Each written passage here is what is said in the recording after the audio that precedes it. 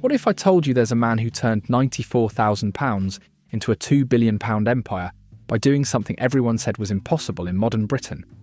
Tim Martin didn't just save the British pub, he revolutionised it. And what he's accomplished will change how you see your local Wetherspoons forever.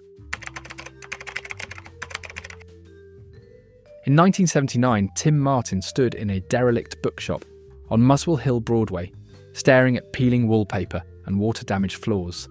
The place hadn't been touched in decades, rain was literally dripping through the ceiling, and the smell of damp was overwhelming. His mates thought he'd lost his mind. Here was a 24-year-old law graduate with a perfectly good degree, throwing away £94,000, borrowed money, mind you, on what looked like a condemned building in North London. Everyone told him the same thing. Young people don't go to pubs anymore, they go to wine bars and nightclubs. The traditional British pub was dying, strangled by the big breweries who controlled everything from the beer to the furniture. But Martin saw something nobody else could see. He'd spent years in New Zealand where pubs were bright, welcoming places that served food all day and didn't reek of stale beer and cigarette smoke. Standing in that ruined bookshop, he envisioned something that hadn't existed in Britain for generations. A pub that was actually affordable, that welcomed everyone, and that you could bring your mum to on a Sunday afternoon. What happened next would save the British pub from extinction. Martin had his building, he had his vision, but he had no name. For weeks he agonised over what to call his first pub. Everything he came up with sounded either too posh or too rough.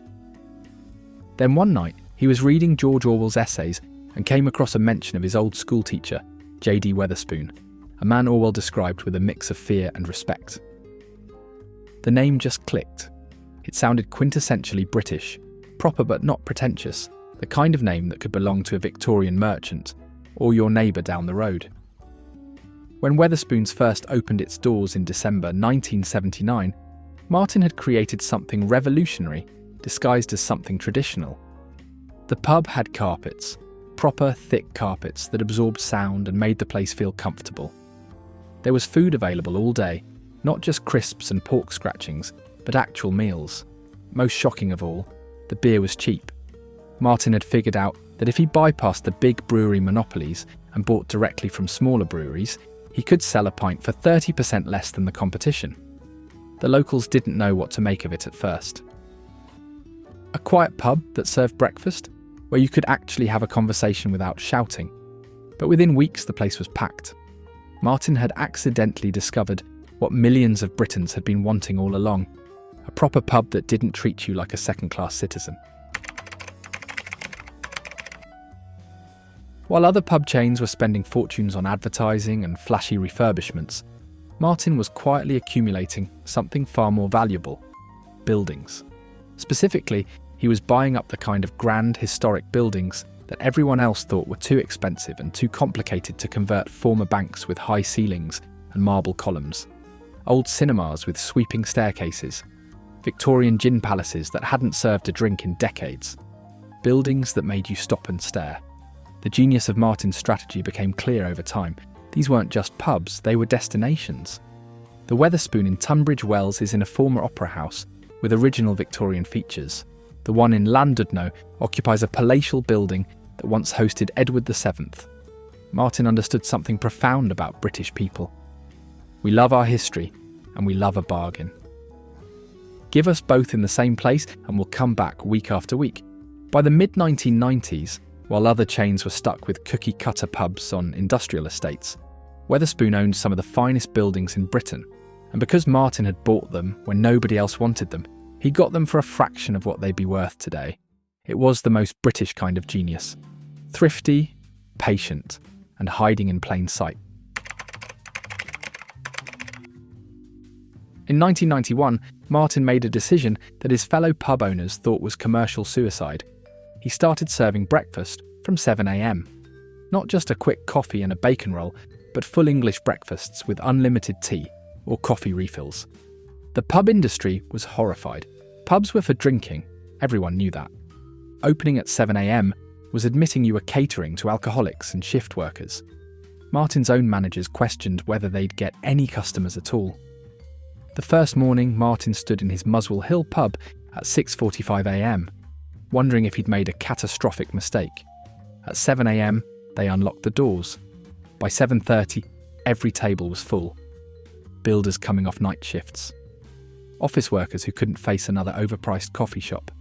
Pensioners who'd been up since 5 a.m. and wanted somewhere warm and comfortable to start their day within a year. Breakfast had become one of Wetherspoons' most profitable services. Martin had discovered a massive untapped market. Millions of Britons who wanted a proper breakfast in comfortable surroundings at a price that didn't feel like robbery. The big chain restaurants were charging £8 or £9 for a full English. Wetherspoon was doing it for £3.99 with unlimited hot drinks. It wasn't just good business, it was a public service. And it meant that Wetherspoon pubs were generating revenue from 7 a.m. to midnight, while the competition didn't open until 11 a.m. or noon. In 1998, Martin started printing a magazine for Wetherspoon customers. Most people assumed it would be the usual corporate nonsense. Glossy photos of food, maybe some promotions, nothing worth reading. Instead, Martin wrote every issue himself, and what he wrote was extraordinary. He used Wetherspoon News to campaign for tax fairness, to explain exactly how much VAT you were paying on your pint, to argue for free trade and against protectionism. He printed his own salary, and that of every director. He showed you the profit margin on every item you could buy. The magazine became compulsory reading and Westminster MPs would find themselves quoted in it, usually because Martin disagreed with something they'd said about tax policy or the EU. He printed letters from customers who complained about the beer, the service, the toilets. Everything no corporate spin, no PR polish, just raw honesty. The establishment thought Martin was mad. You don't criticise the government in your own magazine. You don't tell customers your profit margins. You don't print complaints. But Martin understood something about British people that the corporate consultants never grasped. We respect honesty, even when we disagree with it. Especially when we disagree with it. That magazine built a bond of trust between Wetherspoon and its customers that no amount of advertising could buy. People might not agree with Martin's politics, but they knew he wasn't trying to con them. While other pub chains were treating staff as disposable and paying minimum wage for maximum hours, Martin was quietly building something different. Wetherspoon became one of the first pub chains to offer proper career progression. Bar staff could become shift managers could become pub managers could become area managers, and the pay was transparent. Everyone knew what everyone else earned because it was printed in the magazine. But here's what really shocked the industry. Martin gave staff shares in the company. Not just managers, but everyone. If you worked for Wetherspoon, you owned a piece of it. When the company did well, you did well. It sounds simple, but in the cutthroat world of British hospitality, it was revolutionary. The result was that Wetherspoon had lower staff turnover than almost any competitor. People who started pulling pints at 18 were still there at 40, running multi-million-pound pubs. They knew the regulars by name. They knew what was happening in the local community. They cared about the business because it was their business too. Martin had accidentally created something rare in modern Britain, loyalty that went both ways. And it made Wetherspoon stronger than any of the corporate chains with their management consultants and efficiency experts. If you're enjoying this deep dive into how one man saved the British pub, make sure you hit that like button and subscribe. We've got so much more to uncover about Martin's genius, and trust me, what's coming next will blow your mind. Drop a comment and tell me, what's your local Wetherspoon? Let's see which one gets the most love. Wetherspoon carpets have become a phenomenon in their own right. Garish, loud, covered in patterns that look like they were designed by someone having a fever dream. They're instantly recognisable and utterly baffling. Why would you cover your pub floors with carpets that look like a migraine? Martin's answer is pure genius. The carpets absorb sound. In most modern pubs, the noise is unbearable. Hard floors, hard surfaces everywhere, sound bouncing off every wall until you're shouting to be heard by someone 2 feet away. Wetherspoon carpets turn the volume down by about 30%. You can actually have a conversation without destroying your vocal cords, but there's another reason Martin loves those carpets, one he's less likely to admit. They're memorable. People photograph them. They share them on social media. They become talking points. You can't remember the floor of your local Green King, but you absolutely remember your Wetherspoon carpet. In an age where everything looks the same, where every high street is identical, those ridiculous carpets are a brand identity worth millions. They cost a fortune to install and maintain, but they're the best marketing money can buy. Every time someone posts a photo of a Wetherspoon carpet online, that's free advertising reaching thousands of people. Martin turned something everyone thought was a mistake into one of the most recognisable brand elements in British retail. When Wetherspoon started serving food seriously in the 1990s, every restaurant consultant said the same thing: narrow your menu, pick a cuisine, maybe Italian or traditional British, and stick to it. Martin did the exact opposite. He created a menu with over 100 items: curry, burgers, fish and chips, pasta, Mexican, steaks, Sunday roasts, everything. The experts said it would be a disaster. How could any kitchen produce that many different dishes to a consistent standard? Martin proved them wrong by doing something radical. He invested in kitchen equipment and systems that most pubs would never dream of. Industrial-grade everything. Computer-controlled cooking times, processes documented down to the second. And he paid for proper training. Wetherspoon kitchen staff go through more training than staff at restaurants, charging 3 times the price. The result is something that shouldn't exist: restaurant-quality food at prices that barely seem possible. A meal that would cost you £15 to £20 at a chain restaurant costs £7 to £9 at Wetherspoon. And it's often better. Martin had figured out that if you had volume, and Wetherspoon serves over 50 million meals a year, you could achieve economies of scale that other pub chains couldn't match. He was applying manufacturing principles to food service, and it worked brilliantly. In 2000, Wetherspoon became one of the first restaurant chains in Britain to offer free refills on tea and coffee. It seems like a small thing, but it was transformative. Suddenly, Wetherspoon became the place where pensioners would meet for a morning chat that could last 2 hours, where students could nurse a coffee and study for an entire afternoon, where new mums could get out of the house with a baby and not feel rushed to leave. Martin understood something that most retail businesses forget. Sometimes the best customers aren't the ones spending the most money right now. Those pensioners nursing their refillable teas became loyal customers who came in for food at lunch and brought their families on weekends. Those students became graduates with jobs who remembered where they'd been welcomed when they were skint.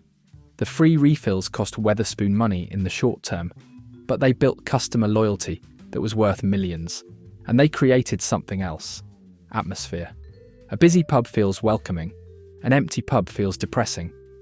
By giving people a reason to stay longer, Martin ensured his pubs always felt alive and vibrant.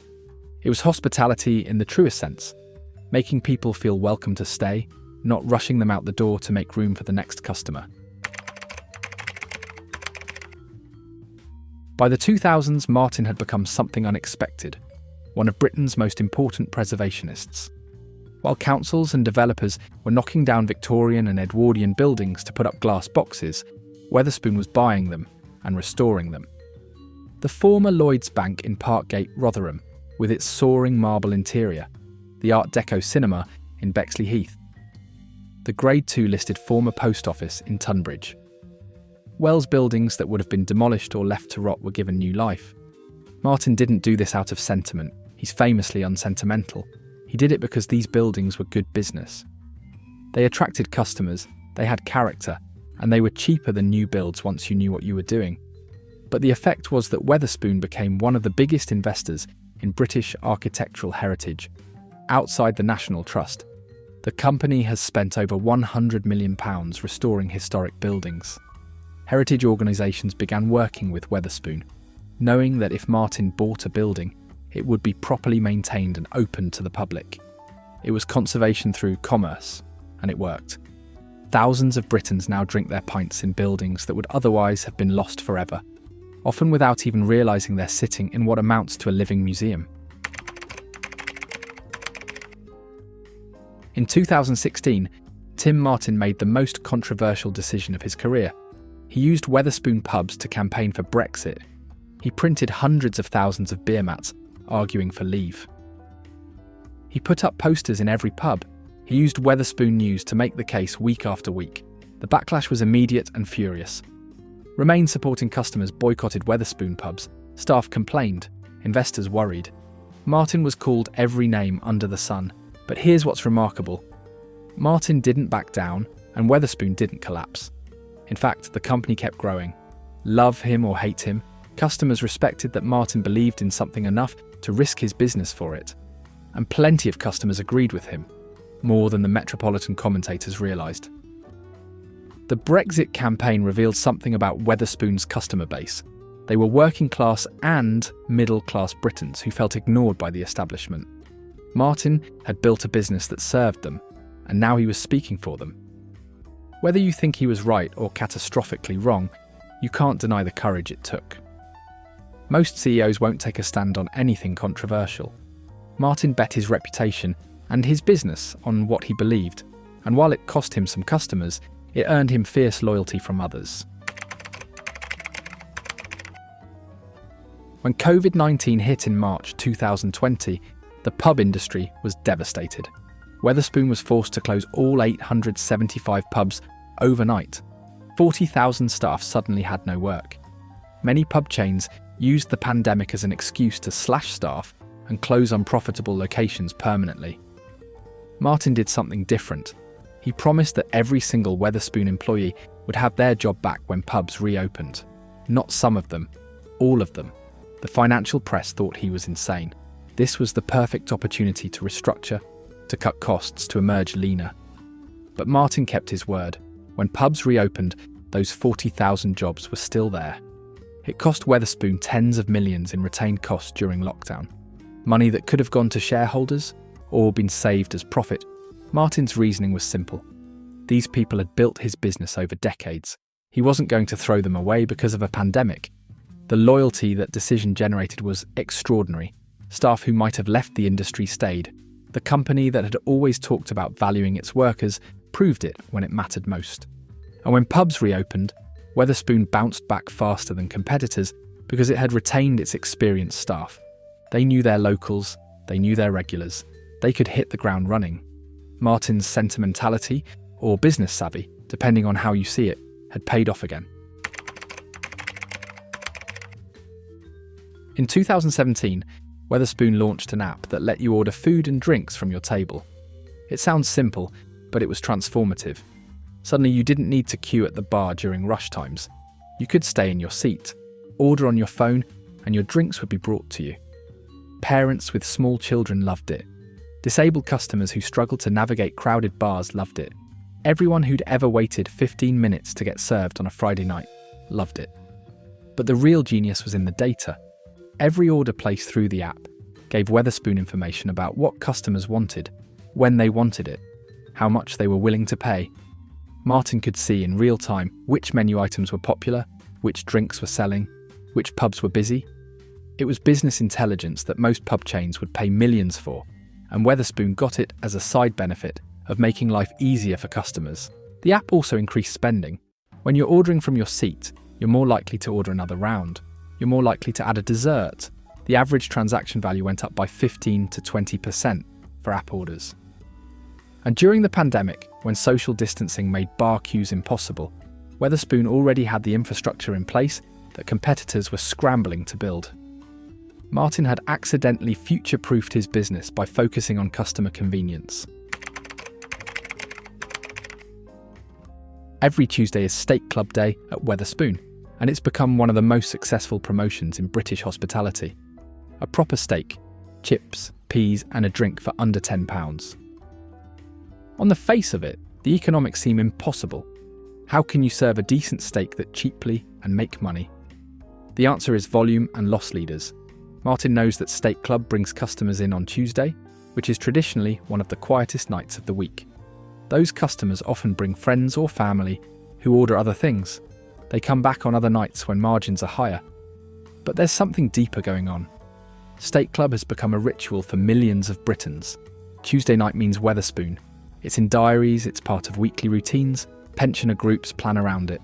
Work colleagues make it their weekly meet-up. That kind of habitual customer behaviour is worth its weight in gold. You can't buy that kind of loyalty with advertising. And because Tuesday nights are now reliably busy, staff want to work those shifts, meaning Wetherspoon can roster more experienced staff when the pub is fullest. It's a virtuous cycle that started with what looked like an unsustainable discount. Martin had proved once again that in the pub business, sometimes losing money on one thing makes you far more money on everything else. Starting in the early 2000s, Martin began opening Wetherspoon pubs in airports. The airport hospitality industry thought he was mad. Airport customers were captive audiences willing to pay premium prices. Why would you charge normal prices when you could charge double? Martin's answer was simple. Because it's the right thing to do, and because it's good business. The first airport, Wetherspoon, opened at Stansted, and it was immediately the busiest pub in the airport. Travellers who'd resigned themselves to paying £7 for a pint were queuing up to pay £3.50. The pub was packed from 4 a.m. until midnight. Other airports took notice, and suddenly Wetherspoon was in Gatwick, Heathrow, Birmingham, Edinburgh, every major British airport. Those airport pubs became some of the most profitable in the entire chain because they combined Wetherspoon prices with airport volume, and they generated something priceless: gratitude. Every business traveller who'd been gouged at airport bars for years became a Wetherspoon loyalist. The airport pubs weren't just profitable, they were marketing. They showed people that even in spaces where exploitation was normal, Martin refused to participate. It reinforced everything Wetherspoon stood for: fairness, value, and respect for customers. And it made Martin a small fortune while doing it. While customers see cheap prices and good food, what they don't see is the supply chain miracle that makes it possible. Wetherspoon operates one of the most sophisticated food and drink supply chains in Britain. The company works with over 1,000 suppliers, but unlike other pub chains, it maintains long-term relationships. Some suppliers have worked with Wetherspoon for over 30 years. Martin figured out early that if you treated suppliers fairly and paid on time, they'd give you better prices and better service. Wetherspoon's buying power is enormous. It's one of the biggest purchasers of British beef, chicken, and fish in the country. That volume means suppliers will do things for Wetherspoon they won't do for anyone else.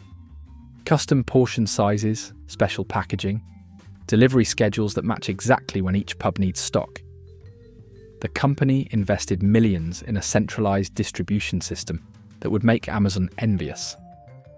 Every delivery is tracked, every temperature is monitored, every item is traceable from farm to plate. Its supply chain has competitive advantage, and it's why Wetherspoon can charge £7 for a meal that cost competitors £12 to produce. Martin built a restaurant business that operates with the efficiency of a manufacturing company, and nobody in the pub industry has been able to replicate it. While online retail was destroying high streets across Britain, Wetherspoon was keeping them alive. In dozens of towns, the local Wetherspoon became the anchor tenant that kept foot traffic flowing.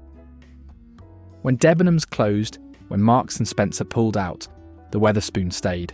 It provided jobs when other retailers were cutting them. It brought people into town centres when everyone else was shopping online. Martin never advertised this community role. He's not sentimental about it, but the effect was real. Town councils began to recognise that having a Wetherspoon was valuable beyond the business rates it paid. It was a gathering place, a social hub, particularly for older residents who might otherwise be isolated. The pubs hosted local clubs and societies. They provided warmth and company for people who had nowhere else to go.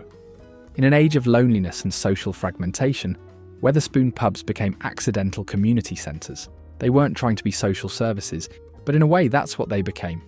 And unlike community centres, they paid for themselves. Martin had proved that commercial success and social value weren't opposites. They could be the same thing. For over 20 years, Martin has used Wetherspoon News to campaign against the tax disparity between pubs and supermarkets. Supermarkets pay almost no VAT on food, and alcohol pubs pay 20%. It meant that Tesco could sell a pint for less than it cost a pub to buy the same beer wholesale. Martin published the numbers repeatedly, showing customers exactly how much of their pub bill was tax. He printed league tables of MPs based on whether they supported pub tax reform. The campaign made Martin deeply unpopular with the Treasury and with supermarket chains, but it resonated with the public. Here was a businessman who could have just accepted the unfair rules and maximised profit within them. Instead, he was fighting for the entire industry, including his competitors. Other pub chains benefited from Martin's lobbying without spending a penny themselves. And while he hasn't won the full VAT reform he wants, he has won concessions, business rates relief, small adjustments to alcohol duty, changes that have kept thousands of pubs in business. Martin proved that even in modern Britain, one determined voice could still influence government policy if it spoke persistently and backed up its arguments with facts. Look closely at Wetherspoon pubs and you'll notice something subtle. They celebrate local history. Every pub is named after someone or something connected to the local area. The walls are covered with information about local history, old photographs, stories about what the building used to be. It sounds like a small thing, but it's profound. In an age when every high street looks identical, when you could be in Birmingham or Bristol and not know the difference, Wetherspoon pubs are determinedly local. Martin understood that British people are proud of where they're from, even if they complain about it constantly. Especially if they complain about it constantly. Those local history displays give people something to talk about, something to show visitors. They make each pub feel unique, even though the menu and prices are identical across the country. It's brand consistency with local flavour, and it works beautifully. The displays also serve a secondary purpose. They're educational. Thousands of young people have learned about their local area from reading Wetherspoon walls while waiting for their food. It's history teaching that doesn't feel like teaching, which makes it the most effective kind. Martin turned his pubs into informal museums, and in doing so, made them feel like they belonged in each community, rather than being imposed on it. Today, Wetherspoon operates over 840 pubs across the UK and Ireland, employs over 40,000 people, and serves over 200 million customers every year. The company is worth over £2 billion, making Martin one of the wealthiest men in Britain, but the numbers don't tell the real story. What Martin accomplished was more profound than building a successful business.